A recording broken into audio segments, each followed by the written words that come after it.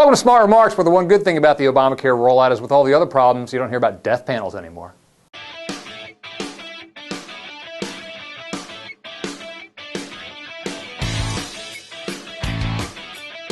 So I come today to defend the indefensible, the Affordable Care Act rollout, which has been, at least from a technological standpoint, a disaster. By now you know about all the problems with healthcare.gov. Just this morning I was reading an account by a guy who said he spent 5 days on the site trying to sign up and still couldn't do it. You'd like to think that government and its various contractors would have the ship ready to sail, and particularly if you're Obama, this is your signature legislation. Really, it sort of bears your name. Don't you think you'd be damn sure that it was ready to rock and roll on time? But on the other hand, here we're talking about the most significant piece of social legislation in decades. So maybe it was naive of us to expect that we could roll it out without any glitches. Back when Medicare Part D was unveiled in late 2005, early 2006, there were glitches aplenty.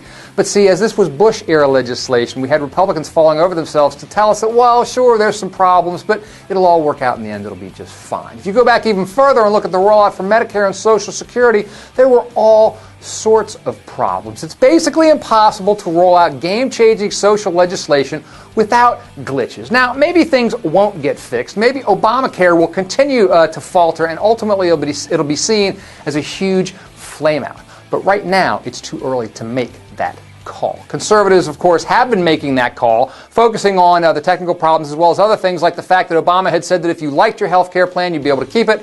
That's turned out to be not exactly true because there's a lot of people who had plans that didn't meet the minimum coverage requirements. They're going to be forced to upgrade and maybe pay a little more. There's people who are going to see their premiums rise, but there's also been reports of people who are going to see their premiums fall. Which of these realities or narratives will win out in the end?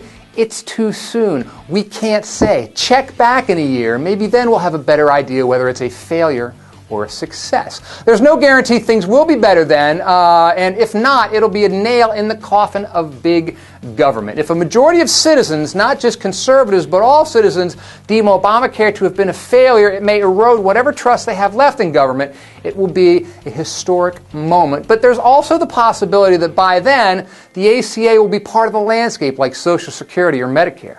That seems to me to be a conservative's biggest nightmare. The ACA is emblematic of how liberal technocrats govern. It was a complexity is a feature, not a bug. This was supposed to be a scenario in which everybody would win, consumers would win, insurance companies would win, healthcare providers would win. It stems from this idea that liberals can craft legislation that can solve any problem so long as the legislation is crafted just so. The ACA ultimately puts that notion to the test.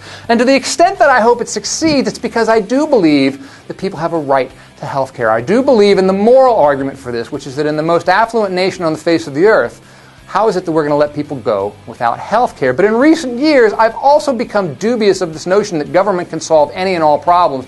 Government as savior. If that were the case, our economy wouldn't still be stumbling along.